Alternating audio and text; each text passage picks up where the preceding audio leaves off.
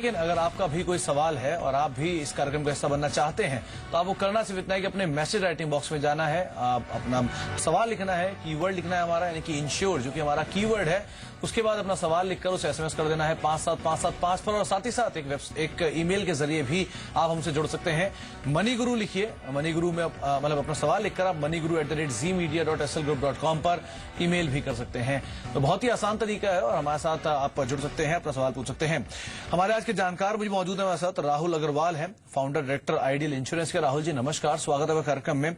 सवाल जवाब का सिलसिला भी हम शुरू करेंगे राहुल जी, लेकिन सबसे पहले जिस तरह की स्थिति है आज की उसको देखते हुए आपसे एक ही सवाल होगा। पहला कि क्या जो एक ट्रेडिशनल इंश्योरेंस जो होता है उसमें निवेश करना ज्यादा बेहतर रहेगा या फिर बाजार की जो गिरावट आई है उसको मद्देनजर रखते हुए यूलिप जैसे जो एक प्लान होते हैं उनमें निवेश करना ज्यादा बेहतर रहेगा? आपकी कॉल क्या कहती है, बाजार की इस गिरावट का फायदा उठाएं या फिर ट्रेडिशनल इंश्योरेंस के साथ ही जाएं और उसी में निवेश करें? हम अपने पैसे को एक पोर्टफोलियो बनाते हैं, नॉर्मली सारे पैसे को एक जगह नहीं लगाते हैं। सो ये दोनों अलग अलग प्रोडक्ट्स हैं और हमको अपने पैसे को डिस्ट्रीब्यूट करना चाहिए depending on our needs, right. Life insurance का सबसे पहला पर्पज होता है अपनी लाइफ के रिस्क को कवर करना, जो इंडिया में अभी अवेयरनेस कम है।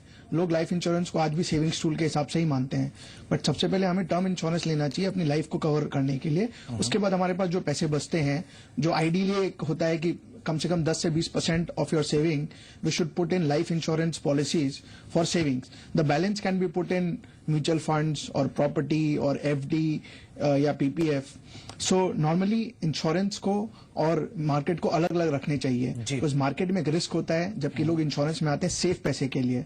सो मेरा मानना है कि मार्केट को अलग रखना चाहिए, इंश्योरेंस को अलग रखना चाहिए। चलिए अब दर्शकों से भी बातचीत कर लेते हैं। पहला दर्शक हमारे साथ मौजूद है, शिवबीर सिंह चौहान है, मध्य प्रदेश से मौजूद है हमारे साथ। चौहान साहब नमस्कार। नमस्कार। नमस्कार चौहान साहब, कहाँ से बोल रहे हैं? मध्य प्रदेश में? मध्य प्रदेश ग्वालियर। ओके, और आपका सवाल क्या है? मैंने क्या है कि बजाज एलियांज में लाइफ सिक्योर पॉलिसी ली है, ट्रेडिशनल प्लान।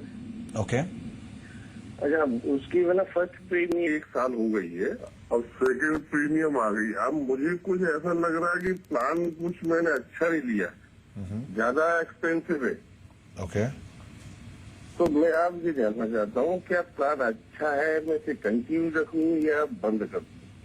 ओके। इसमें मुझे क्या थोड़ा इनकम टैक्स का लाभ है बस, जी ये है मेरा प्रश्न। राहुल, इनका सवाल, इन्होंने रिसेंटली एक पॉलिसी ली, 2015 में ही ये पॉलिसी ली है। 2.5 लाख करीब जो 15 इसका जो प्रीमियम है, पहला ट्रांच भी ये भर चुके हैं। अब रीथिंक कर रहे हैं अपनी पॉलिसी को लेकर। 2024 में ये रिटायर होने वाले हैं, 2028 में पॉलिसी मैच्योर होगी, यानी इनके रिटायरमेंट के भी 4 साल बाद। अभी की कंडीशन तो ठीक है, लेकिन रिटायरमेंट के बाद काफी मुश्किल होती है किसी को भी प्रीमियम भरना। आपका सजेशन क्या है इनकी पॉलिसी को या फिर इनकी फाइनेंशियल सिचुएशन को देखते हुए? नमस्कार चौहान जी, आपने जो ये पॉलिसी ली है बजाज टर्म सिक्योर, ये पॉलिसी बेसिकली एक टर्म इंश्योरेंस है with a return of premium. So मेरे हिसाब से ये पॉलिसी आपके लिए सही नहीं है। आपको इधर या पूरी टर्म इंश्योरेंस लेना चाहिए, जो आप 15,000 अगर पूरे टर्म इंश्योरेंस में डालें तो 2.5 लाख की जगह आपको हो सकता है 20 से 30 लाख का रिस्क कवर मिल जाए। तो आपके पास अगर आज कोई कवर नहीं है तो अपनी फैमिली को प्रोटेक्ट करने के लिए आप प्योर टर्म इंश्योरेंस ले सकते हैं। और अगर आप प्योर टर्म इंश्योरेंस नहीं लेना चाहते हैं तो आपको इसे नॉर्मल कोई भी LIC या बिरला या किसी के भी एक ट्रेडिशनल प्लान में डाल देना चाहिए, कि उसमें भी आप कम से कम अगर 10-15 साल डालें तो आपको एक अच्छा खासा पैसा मिल जाएगा। बट इस पॉलिसी में आपको खाली आपका प्रीमियम वापस मिलेगा, कुछ हुआ तो आपको 2.5 लाख रुपया मिलेगा, जो कि बहुत ही कम अमाउंट है। सो मेरा सिंस आपने अभी तक 1 साल ही पेमेंट किया है तो मेरा मानना है कि आप इसे बंद करके आप एक प्योर टर्म इंश्योरेंस ले लें। जी, तो चौहान साहब आपको राय दी जा चुकी है राहुल जी की तरफ से, और उम्मीद करते हैं कि उस राय को फॉलो करके आप एटलीस्ट जो क्राइसिस आपको है, आपकी जो कश्मकश चल रही है फाइनेंशियल सिचुएशन को लेकर, वो थोड़ी बेहतर होते हुए दिखाई पड़ेगी। एक सवाल और लेते हैं। अमित मिश्रा का एक मेल आया है, भुवनेश्वर से मेल आया है। इन्होंने जो सवाल पूछा है कि ये इनका भी कोई प्लान नहीं है, इनके पास कोई भी लाइफ कवर नहीं है। राहुल जी, ये इस कश्मकश में है कि लाइफ इंश्योरेंस प्लान लें या फिर टर्म प्लान लें। 47 साल इनकी उम्र है और कोई लाइफ कवर भी इनके पास नहीं है। आप क्या सजेस्ट करते हैं, क्या इन्हें टर्म प्लान के साथ जाना चाहिए या फिर लाइफ इंश्योरेंस प्लान के लिए ज्यादा बेहतर होगा? अगेन मैं पहले दर्शकों को थोड़ा क्लैरिफाई कर दूं कि लाइफ इंश्योरेंस और टर्म इंश्योरेंस अलग अलग नहीं होता है। टर्म इंश्योरेंस एक तरह का लाइफ इंश्योरेंस ही है। सो टर्म इंश्योरेंस में खाली रिस्क कवर होता है, उसमें कोई रिटर्न नहीं होता है. सो आइडियली जब भी आप पहला इंश्योरेंस लो, सबसे पहले आपको टर्म इंश्योरेंस ही लेना चाहिए, बिकॉज सबके लाइफ में एक रिस्क है, हमारे डिपेंडेंट्स हैं, राइट. तो once we take a term insurance, हम अपने आप को सुरक्षित कर लें, फिर हमारे पास जो बैलेंस पैसा है उसको हम लोग लाइफ इंश्योरेंस के कोई भी सेविंग्स प्लान में ले सकते हैं. तो सबसे पहले मैं सजेस्ट करूंगा कि आपको एक टर्म इंश्योरेंस लेना चाहिए, उसके बाद कोई ट्रेडिशनल सेविंग बेस्ड प्लान आप ले सकते हैं. जी, तो आप पहले टर्म इंश्योरेंस का प्लान लें और उसके बाद आप कोई और प्लान या फिर किसी और निवेश के मौके को तलाश सकते हैं. लेकिन हाँ, पहले आपके लिए टर्म प्लान ज्यादा बेहतर होगा. और आप स्क्रीन पे देख भी पा रहे हैं, जैसा कि आपका दूसरा सवाल था कि किस तरह के प्रीमियम आपको भरने होंगे. तो 10 लाख रुपए की LIC की एक टर्म प्लान के लिए आपको रफली 11,104 रुपए का प्रीमियम देना होगा. ये भी आप ग्राफिक्स के जरिए देख पा रहे हैं. चलिए एक और दर्शकों से बातचीत कर लेते हैं. सुभाष अगला दर्शक गुड़गांव से मौजूद है. सुभाष जी नमस्कार. हाँ जी सर, नमस्कार जी. नमस्कार सुभाष जी, क्या सवाल आपका, पूछिए. बस मैं ये पूछा जो टर्म बनाना, इसका कोई बेनिफिट क्या है अगर टर्म प्लान करना है? ओके, तो क्या बेनिफिट है टर्म प्लान अगर मैं करा लूँ, 35 ही रह जाए, 34 है बच्चों की, तो Okay. प्लान से बेनिफिट पूछना था क्या है? सुभाष जी एक सवाल ये है कि क्या आपके ऊपर कोई डिपेंडेंट भी है? ना डिपेंडेंट नहीं है कोई. आप अकेले हैं? हाँ, मियाँ बीबी है बस. ओके, आपकी वाइफ है आपके साथ? हाँ जी. राहुल, इनका सवाल, पहले तो इनकी उम्र इन्होंने बताई कि 34-35 के आसपास कहीं इनकी उम्र है और इनके ऊपर एक वाइफ है इनके साथ और कोई डिपेंडेंट नहीं है. टर्म इंश्योरेंस का बेनिफिट क्या है? सबसे पहला और बेसिक सवाल तो यही है कि, और दूसरा अगर जैसे कि बात भी हो रही है कि टर्म इंश्योरेंस में LIC के अलावा भी अगर विकल्प तलाशने हो तो क्या निजी क्षेत्र में भी अच्छे विकल्प होंगे? जी, टर्म इंश्योरेंस का बेनिफिट सबसे बड़ा ये होता है कि आज आपको बहुत ही कम प्रीमियम में बहुत ज्यादा कवर मिल सकता है.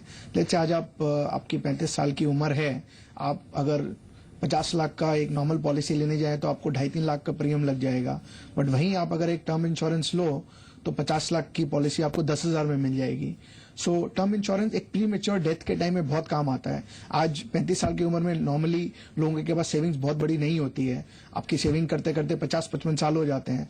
गॉड फॉरबिड अगर एक यंग आदमी 35-40 साल में कुछ हो जाए तो पीछे से फैमिली को बहुत तकलीफ झेलना पड़ सकता है. सो इसलिए टर्म इंश्योरेंस लिया जाता है एक प्रीमेच्योर डेथ के अगेंस्ट में फैमिली को फाइनेंशियल प्रोटेक्शन देने के लिए. आज आपके ऊपर आपकी वाइफ डिपेंडेंट है, सो इसीलिए टर्म इंश्योरेंस आप उनके लिए ले सकते हैं. जी, और term insurance, yes, private players के पास जो टर्म इंश्योरेंस है वो काफी सस्ता है compare to LIC. The premium may be less, almost 50 to 60% lower than LIC, and सारी पॉलिसी सेम है. टर्म इंश्योरेंस में कोई डिफरेंस नहीं होता है. तो मैं सजेस्ट करूंगा कि आप कोई प्राइवेट इंश्योरर के पास जा सकते हैं जिसका प्रीमियम बहुत कम हो. ICICI, Birla sun life, SBI, बहुत सारी कंपनीज है जिनके पास अच्छे टर्म प्लान है at a much lower cost than LIC. Ji.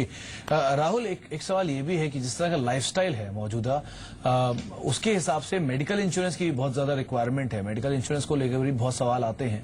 Medical insurance की कितनी इंपॉर्टेंस है, पहली चीज तो यही. और अगर आमतौर पे किसी भी एक नॉर्मल मिडिल क्लास को निवेश करना हो मेडिकल इंश्योरेंस में, तो उसके लिए बेहतर विकल्प कौन से होंगे? जी, मेडिक्लेम तो आज के दिन इट्स एब्सोल्युटली वेरी इंपॉर्टेंट. आप मेडिक्लेम के बिना आज के दिन सर्वाइव करना बहुत मुश्किल है, खास करके मिडिल क्लास के लिए तो बहुत ही मुश्किल है. आज का आप एक छोटे से ऑपरेशन में भी जाओ तो 1-2 लाख रुपए कहाँ खर्चे हो जाते हैं पता ही नहीं चलता है. एंड कैंसर कैंसर इतना बढ़ रहा है. इंडिया में diabetic population is almost 10 crore, which is around 8 to 9% of the country's population.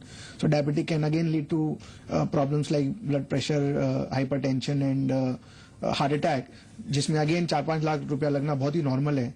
सो इसके लिए हेल्थ इंश्योरेंस बहुत मस्ट हो गया है. बट अच्छी बात यह है कि हेल्थ इंश्योरेंस इंडिया में अभी भी काफी सस्ता है, राइट. बहुत एक्सपेंसिव नहीं है.